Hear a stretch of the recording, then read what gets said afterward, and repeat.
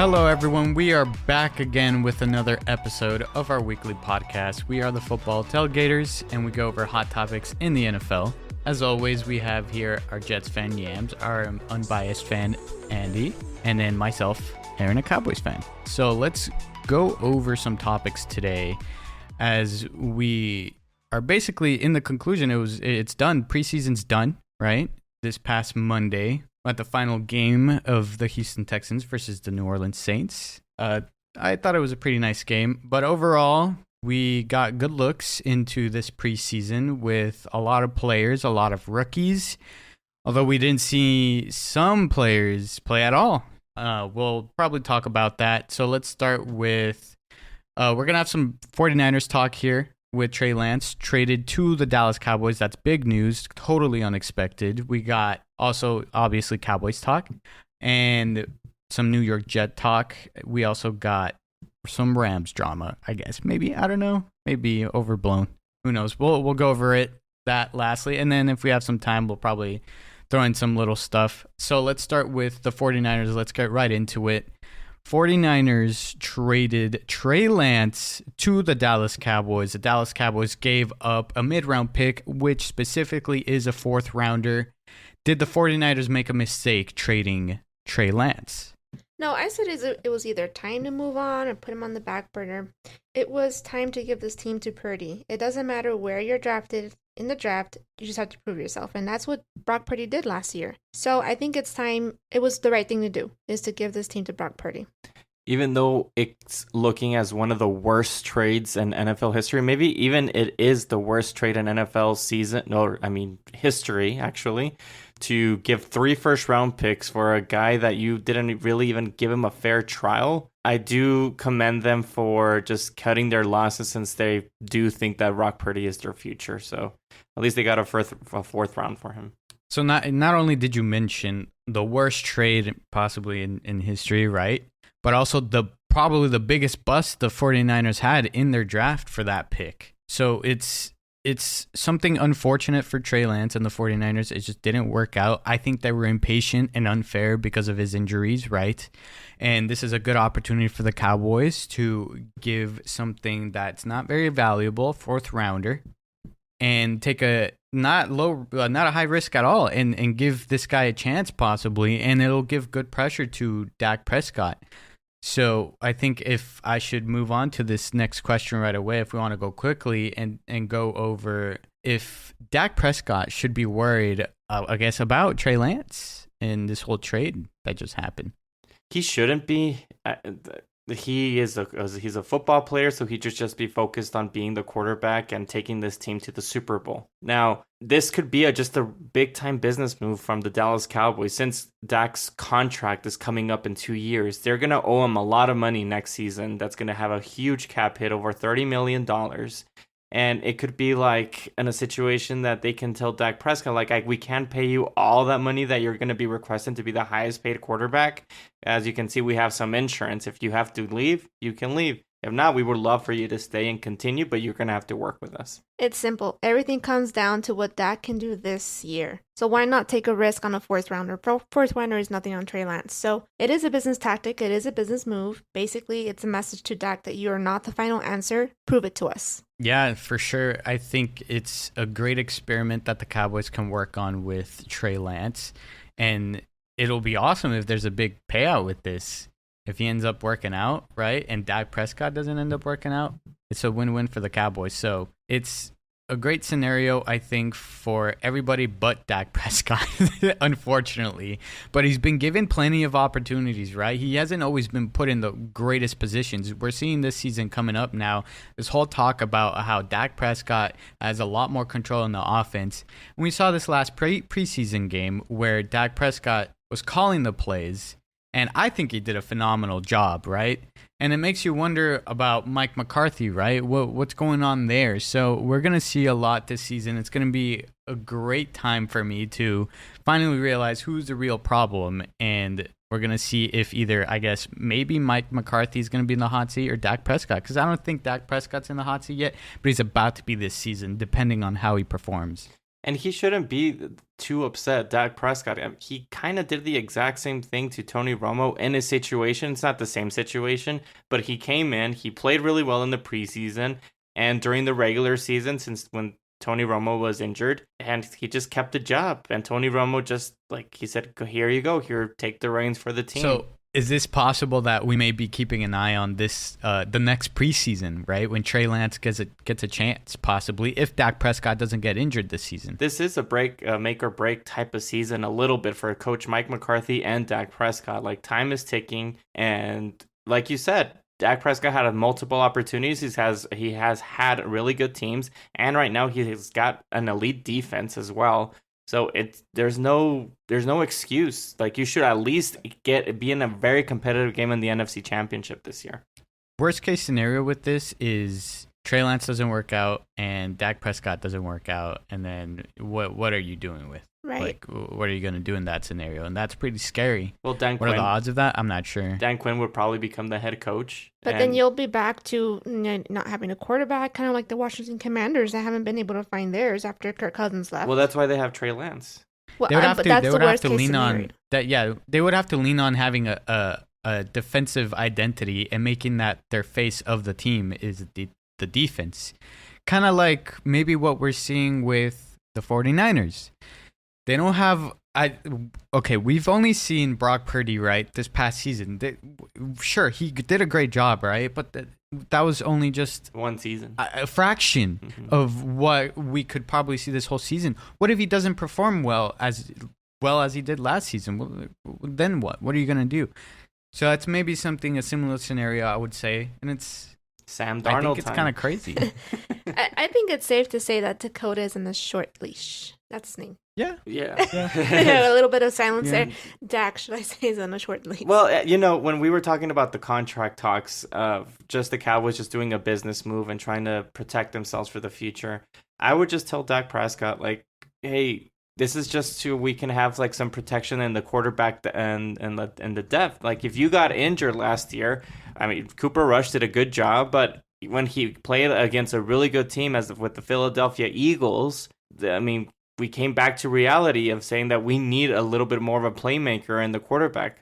So if you get injured, we have Trey Lance, someone that has sort of your skill set to continue on and trying to win. I mean, time is ticking. We can't have this team just like every year just moving on, because there's players that are going to need to be paid. I mean, Micah Parsons is going to be a huge contract, probably the highest paid defensive player in all the league.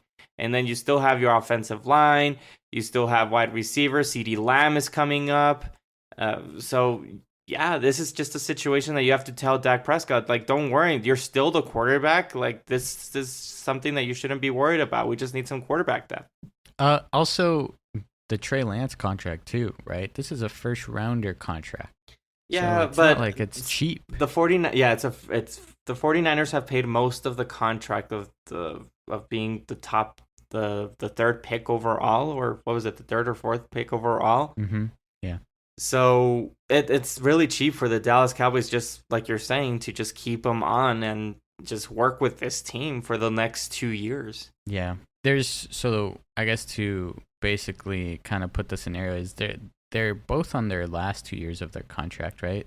Because you can... Yeah. Dak right? and Trey Lance. And Trey Lance, yeah. There's 2 years left, but it's supposed to be, I mean, the most likelihood, if Trey Lance wasn't here, that Dak Prescott would negotiate an extension and just be a little bit, everybody would expect to be a little bit contract friendly for the team. I mean, you already got your big payment of the first contract, and now your second one, like, just be a little bit more team friendly if you do really want to win that Super Bowl. Which, I mean, my opinion, I could be completely wrong. I think he would have, but I don't know.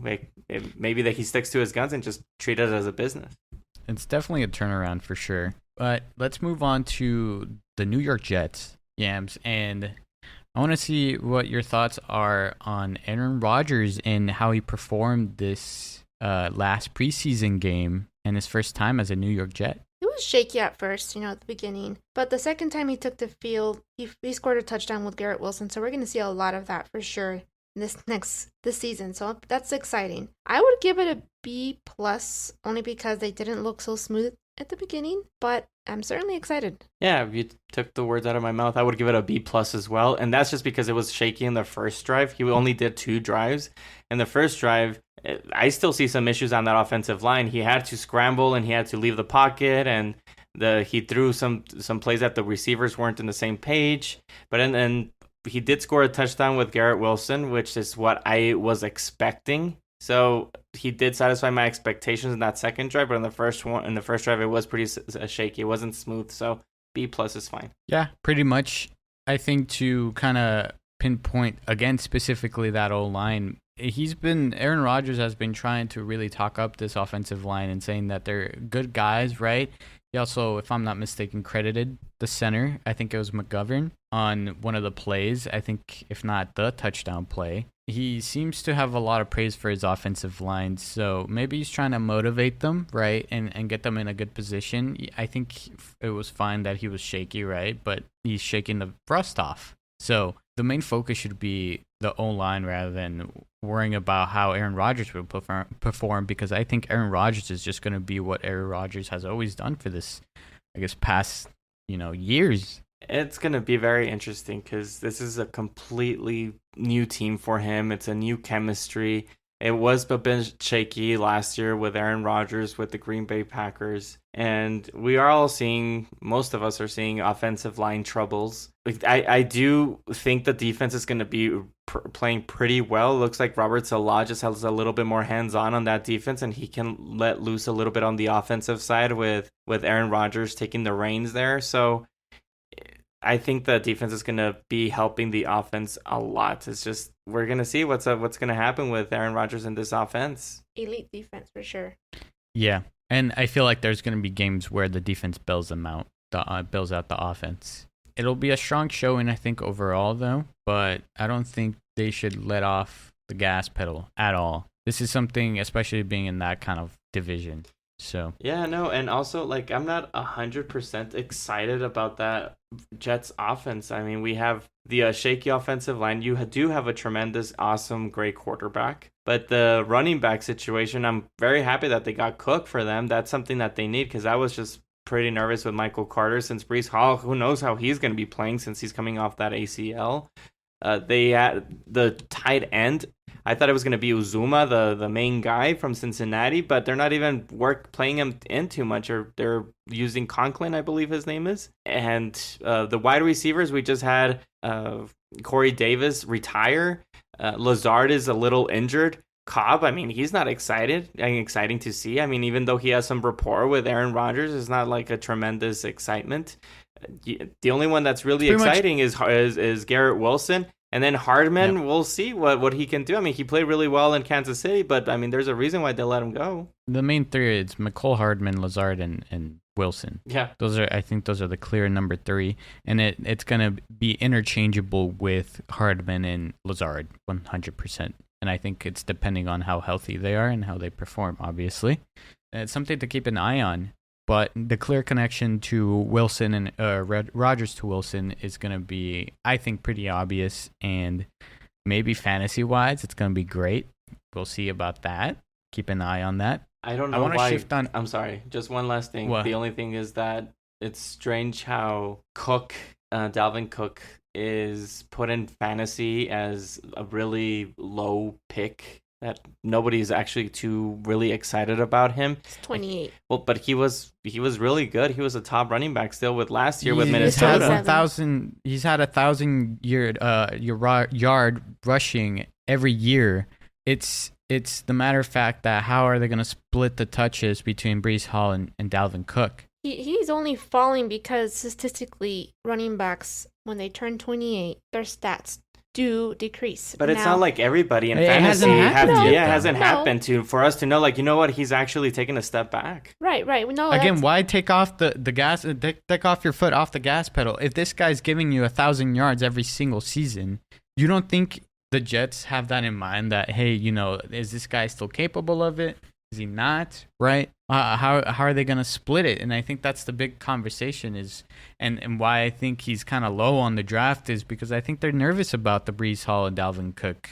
I think he's low on the draft because obviously Breece Hall's coming off an injury. Big time injury. Right. They're going to use Dalvin Cook in the very beginning of the season because Breece Hall's not 100%. Though he's off the injury list. But they're going to rely more on Dalvin Cook in the beginning. But mid-season, here comes Breece Hall. So that's why I believe that he's dropping. I mean, we've seen a lot of examples of when players come back from an ACL, they don't like push him completely in, or even the players are a little bit more careful. We saw the same thing with Saquon Barkley. So I still think that Dalvin Cook is still going to be a workhorse. I mean, unless Breece Hall just has a tremendous rehab situation that he's just coming on full force, which, I mean, I'm not a doctor, but I'm just going back on history, on NFL experience, that doesn't happen too often. So I would just keep it as a big time insurance of getting Dalvin Cook and just, Okay, I mean, if he's going to be the workhorse of the New York Jets. Though? Is he? There's Michael Carter. But yeah, he would be the workhorse in my opinion, not Dalvin Cook. Really? He would be Dalvin Cook has been, like Aaron was saying that he's been having 1,000-yard seasons. So I don't know. I just don't see a comparison between them right now, as of right now. And Aaron Rodgers loves his running backs to check it down for him on like quick passes, especially if the offensive line for the New York Jets is shaky. Who are going to be getting those balls quickly? They did not do that bad. They did not do excellent. So they're not horrible. Just wanted to kind of and letting you know they played who they play? The Giants. The Giants. Yeah. So, but the Giants, if I'm not mistaken, they didn't have all of their defense, their main star defenses. So we'll see when they start playing with big time defenses, and letting you know in their first. Brown wasn't left tackle. He didn't start. Just FYI. In their first like 6 weeks, they have like really hard defenses they're going to be playing against. So it is going to be a little bit shaky. So I don't know. I'm a little bit more on the Dalvin Cook train than a lot of other people. So you would take Dalvin Cook over Breece Hall? At this moment, I think I would, yes. Okay. I think it's a good note to end on with that one. So I want to talk about the Los Angeles Rams. And last season wasn't very good for them. So while the Rams they're rebuilding right now. They're in rebuild mode, you would say, but they got a great coach with Sean McVay. So they're looking maybe to have some kind of rebound with this new season coming up. But I'm going to give you guys this question. Are the Rams, are they going to be awful this season? It might be possible that we've already seen the best of Sean McVay, Matthew Stafford, Cooper Kupp, and Aaron Donald as a super team. They are going to be bad. What I fear worse for the Rams is that they're really bad, but they're also good enough to get some wins that knocks them out of the position to start over and build their draft and maybe draft a top quarterback. I believe this is a year that Sean McVay can show everybody what he can do as a head coach and have a low team expectations and bring up to be very competitive. They did struggle last year. This is a very young team. If I have to guess, like, who are their best players? I mean, we would talk about Cooper Kupp, Matthew Stafford, and Aaron Donald. That's it. So I don't expect nothing much about this Los Angeles Rams team. They gave away their cornerback Ramsey to the Dolphins. It looks like they're just, I don't know what their plan is to be very competitive this year or just starting brand new. We'll see. It is definitely something to keep an eye on because, especially in the division they're in, it's pretty much split on what you can tell where, okay, these are the good teams and these are the bad teams, right? You got the Cardinals and Rams, the bad teams. And then you got the competitive teams like the Seahawks, which is kind of crazy to talk about because of their current scenario. And then you got, obviously, the clear number one 49ers. So with them being in a tough division, you're already looking at most likely being under 500 here. And it's tough for them. So this is a great time again. Yeah, Andy put it well, is the spotlight's on McVay and seeing putting his genius out there and I guess shutting people up maybe. There's a lot of pressure on like, hey, there's got to be something you got to do with this young team. What are you going to build around them? You got Aaron Donald that's aging and pretty much considered retiring. I think he retired and then came back or something like that. He was considering retiring. Yeah, he was thinking about it. You got an aging quarterback with Matthew Stafford, which is, I think, something that is pretty concerning at this point, right? And then you got Cooper Kupp, who's had his injuries, but he's getting up there in age. I think he's like 30, right? I believe so. So yeah. And not gotta only keep that, an eye on that. Matthew Stafford is, even though I think really high of Matthew Stafford, he's not too old of a quarterback, but he has had his injuries. It's the injuries. Yeah, and he's had, I believe, tendonitis on his throwing arm, which is very concerning. It's a low expectation team, again, I will say. They have no depth on their team. They are starting people who shouldn't be starting. I mean, we have Cooper Kupp injured. Van Jefferson, I mean... Cam Akers. Who's Tutu? Well, I don't know who this person is. Tutu Atwell. And then we have Cam Akers, which they're like, we like you, but we don't like you. Like, I don't know what to do with you, but we're going to keep you. Karen Williams, mm-mm. You know, a little conspiracy theory, in my opinion, since I'm sure the owner and the GM love Sean McVay and how he got, like, a team to go to the Super Bowl, and actually, like, twice, even though they lost against the Patriots, they did go back and win against Cincinnati. It could be a little bit of a situation that they might like lose a lot of games and get these big time quarterbacks from the draft, either Caleb Williams or Drake May. That's literally what I just said. No, but I said it better though. No, I just said that. They would win enough games that takes them out of prospect and building their draft and get a quarterback. How many games do you think they win? 5-6 games. I like that. I say 6 games, yeah. What would you say their ceiling is? 5-6 games.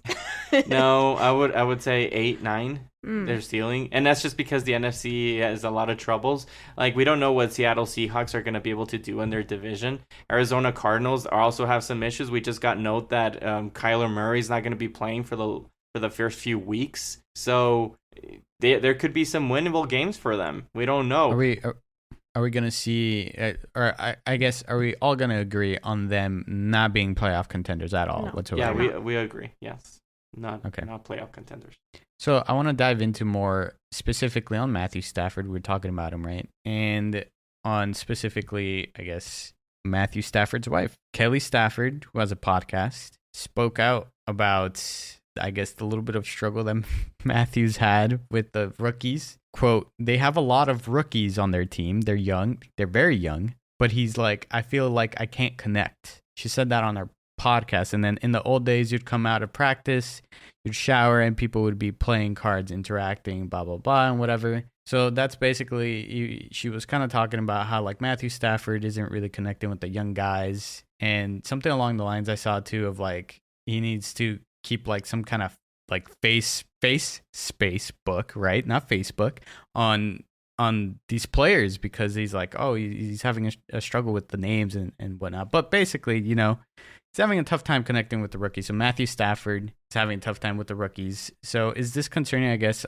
of what Kelly Stafford said on her podcast about Matthew Stafford and his struggles with the rookies? I feel like that's an excuse that he can't connect with his rookies. I mean, look at Aaron Rodgers. We see it on Hard Knocks, right? He's connecting with the rookies. But is it concerning that a part of their conversation made it to a podcast? Maybe yes, if it was meant to be, you know, stay between them. But also, a lot of the times this happens, right? You know, information is purposely leaked to get to these young players so they can hear it from a different news source to motivate them. I can see both ways. I do not like when things come out of the locker room. That stuff should stay in the locker room, in my opinion. But I do agree that there's some situations that maybe there's some problems in the locker room that we need like a little bit of media talk to put some pressure on this coaching staff to bring the room together a little bit. Why doesn't Matthew Stafford invite the whole team out to an outing or something to get to know them? Or maybe they just don't care if the players, and it's up to the coaches to like bring the team more together. It could be an organization problem that just they don't care. Like I was saying, conspiracy theory that they might even lose a lot of games to just rebuild this team. So that's what I just said. I don't like that you just stole my information. No, I just say it way better. You just made it sound more interesting with the conspiracy theory. Like, no. I think it was a pretty lighthearted comment. I don't think it's meant to be taken in the wrong way at all. I think this is just kind of hinting at just Matthew Stafford being an old guy in the group. I don't think it's anything too harmful. These guys are like, some of these guys are brand new, basically, right? Well, they're pretty young. Don't we forget like how young these kids are when they come in, like 21, and then sometimes 22. they're in and out too. Like they could get traded, they could get cut. It's basically like almost phase one of transitioning to or I guess just being a rebuilding team, because that's what they are. And I don't think there's anything bad. There's going to be a lot of players in and out. I don't think it was bad at all. I don't see anything necessarily wrong with it. Well, Also, I don't think it's like all that great either. Like you gotta memorize your guys. You gotta figure out who you can have a good connection with. No. Well, let's put ourselves in the players' locker rooms. Let's just say that we don't know, right? At the end, this is just pure speculation. But let's just say we're one of the wide receivers that we're supposed to be like having a connection with Matthew Stafford. Let's just say, like Yam just said, a Tutu Atwell. And it comes out that Matthew Stafford's wife says that we don't have a bond or a connection. Then I really don't know what happens, what's going on in the locker room. But I can be like, hey, Matthew Stafford, why aren't you talking to me about this? I mean, why does this have to come out through your wife from on the outside? Just come and talk to us about it, and we can figure things out. Just saying. Or maybe Matthew Stafford has tried, and these guys don't respond to it, and maybe this is just a situation in which Matthew Stafford can be like, you see, guys, like I tried to have a connection with them, but they don't care. So I just want to let you guys know it's not me, that the chemistry's not there. It's them. I would also like to add that. So Kelly also mentioned Stafford's wife that, struggling with his new teammates to see him as an equal. They say sir to him. And then that they're always on their phones, right? And whatever. So I think this is just like him being very, I guess, boomer-like with the young guys and just not having that connection and relating to these guys as much as he would with, I guess, the veterans or the more older guys in that roster. I would hate to be called ma'am. So, yeah. Like one of your own teammates calls you sir, man. Like, definitely we see in Hard Knocks some players call Aaron Rodgers sir. Yeah. I mean, but he is a sir. It just comes with the age. Just That's what I'm saying. I don't think it's anything like too concerning. Yeah. It's just this lighthearted thing comes with the age. It's just it is what it is. It probably happens more often than we know.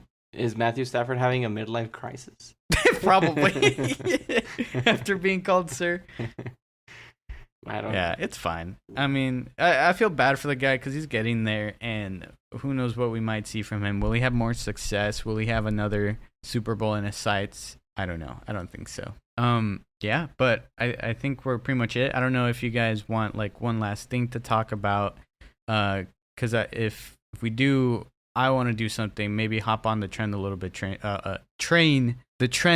Train, I guess I should say, on this. I don't know if you guys want to do it. Go for it. Okay. So have you guys seen the trend of ranking the Sunday or the NFL theme songs based on like the days of Thursday, Sunday, Monday games? Yeah, we've seen them. So what would you guys, I don't know if you guys want to listen to them because I can put it on if you guys want to, but what would your rankings be on these theme songs? Where would you put them? Because we got obviously Sunday night, right? And then you got Sunday Fox, Sunday CBS, and then you got Monday night, and then you got Thursday night, which is the newer one with Amazon. Oh, which one's that one? Yeah, I don't remember that too well. Okay, I'll play it for you guys.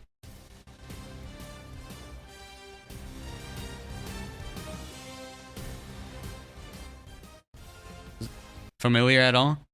Well, I guess, but I mean, it's sounds nice. I think it's because it's brand new. Yeah. It's not very memorable, and a lot of people have said that it's like it hasn't really stuck to them yet. But it's not an instant classic, I would say. But you know what? I've seen those trends, and one of the biggest ones that I think like people are missing, and which is my favorite, by the way, and that's just because I don't know, I love Christmas. It just reminds me of Christmas. Is the NFL Network theme? Oh, I think I can pull that with up. The bells and everything like that. That pumps me up more than all of them. For me, that one is number one.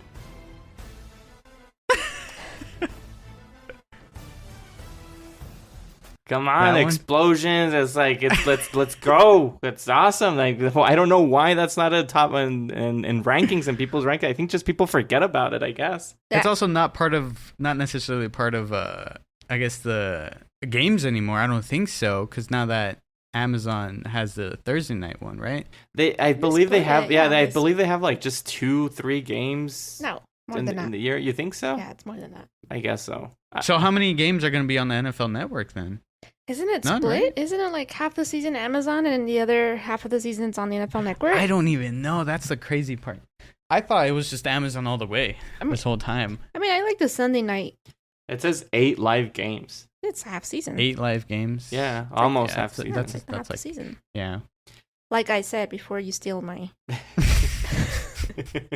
So where'd you rank these? So we got, what is it, five of them? Yeah, well, I'll put for me, even though it's not part of it, I still put the Christmassy one. The Christmassy explosion one. That's awesome. Number 1. Number 2, I put Sunday night because it's Sunday night, big time 4K high def. Awesome. Number 3, I would put Fox, and that's just because I see more of the NFC games, even though this year might be more of the AFC games. And then number 4, I would put the CBS one, just because it's just the Fox one and the CBS are just classics ones. And then then it'll be ESPN and then the Amazon because I'm just not used to it. The Amazon sounds good too. Yeah. Which one's the one with the Transformer? That's Fox. That's Fox. Yeah, sounds cool. I think Fox for me, I would put number 1 mainly because that's what I kind of grew up on, watching all the Cowboys games. So Fox mainly would stick out to me as number 1. And then after that, I would probably put Sunday night and then CBS and then Monday night and then the Thursday one. But I think all the Sunday ones are pretty good overall. Yeah. And I think mainly because Thursday night, the NFL Network one, I would, if I had to put it on there, I would definitely put it higher than the Thursday one for sure. But since it's not played that often, I can't really get stuck on it since it's like occasionally, even rarely. But I do want to make something clear though with talking about Sunday Night Football. I'm talking about like not the intro Carrie Underwood song. I'm talking about the music that comes with when the football players are coming out. That's the song I'm talking about. You don't like Carrie Underwood? I mean, it's okay. I prefer that one is way better. Yeah, that one's my favorite. Yeah, that's the one we were talking about. I just wanted to make it clear. That's all. I was wondering was it Carrie Underwood? No, because that's the intro technically. That's the intro, yeah, which is fine. It's not the theme. I mean, I prefer Faith Hill if you ask me, but still, I mean, I wouldn't consider this like an NFL song. Yeah, no, for sure. Cool. All right. I don't know if you want to give your rankings, Yams. It seems like you got yours pretty set, right? I mean, not too different from ours. I don't want to give my rankings. So I'll give you my favorite, which is a Sunday night, and correct, not with the Carrie Underwood. That's pretty fair. It's a classic. I feel like these are pretty classics. And I say specifically the Sunday nights one. But not the Christmas or the Sundays. Huh? Not the Christmas one can come in second. It is an explosion of Christmassy. It's not bad. I just say it's because it's not showed as often, at least from like my, experience. Yeah. If it was on a Sunday game, then I'd be like, oh, that's awesome. Yeah. But since it's not that often, can't really stick on that. Yeah, it's not bad though. For me though, the songs don't really touch me to my heart unless it's like a Jet that's following after that song. Then I'll feel the chills and the goosebumps. But other than that, it's not like, oh, my favorite song is this one or anything like that. Jeez, man. Jets. Man, just blood. It's just Jets, right? Okay. Yeah. What can I do, man? All right. Yeah. That's gonna be it for us for this episode. Thank you guys for listening to the very end, and we'd love to see you guys giving your opinion with us on our social media, which is football_tailgaters on YouTube, Instagram, and TikTok. Thank you guys again for listening. We'll see you guys on the next episode.